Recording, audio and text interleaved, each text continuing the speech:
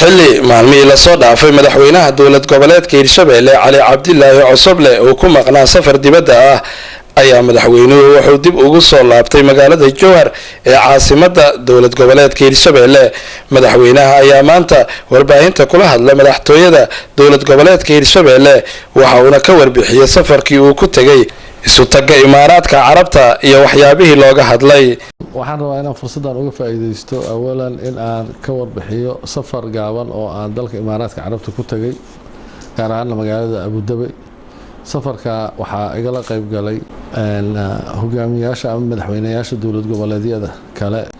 waxay ahayd awalan sidii dalka wax looga qaban lahaa iyo horumarin gaar ahaan annagana xiiso weyn ayuu noo lahaa maadaama aan nahay dowlad goboleed cusub oo curdun ah oo hadda dhalatay u baahan runtii in la garab istaago. waxyaabo badan oo baahida annaga marka aan qabnay ay ka mid yihiin dhinaca horumarinta, dhinaca muxuu ahaa wadooyinka, dhinaca aeroboorada muxuu ahaa ha noqoto beledweyne, ha noqoto muxuu ahaa Jowhar, dhinaca webiga. arrimaha iyo baahiyada ayaan runtii horgeynay. madaxweyne Cali Cabdilaahi Cosoble ayaa sidoo kale soo hadal qaaday warar sheegaya in madaxda dowlad goboleedyada dalka dowladda isu tagga Imaaraadka Carabta ay soo hordhigtay musharax madaxweyne oo iyadu ay doonayso in la doorto. waqti kala guura lagu jira waqti kala guurana waxa waaye shakiyada iyo tuhumadu aad u badan yihiin. annagu wax siyaasad ah haba yaraatee meelaha waxaan maqlayaa muxuu ahaa talooyin ku saabsan ciddii madaxweyne ka noqon lahayd Soomaaliya arrimo noocaas.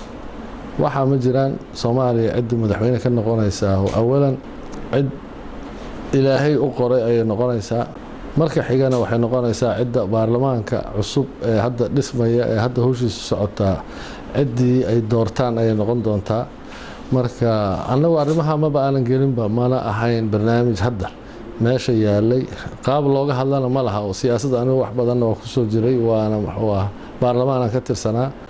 marka arrimaha iska dacaayadda ah oo muxuu ahaa meelaha la sheegayna waxba kama jiraan. horumarin ay ahayd.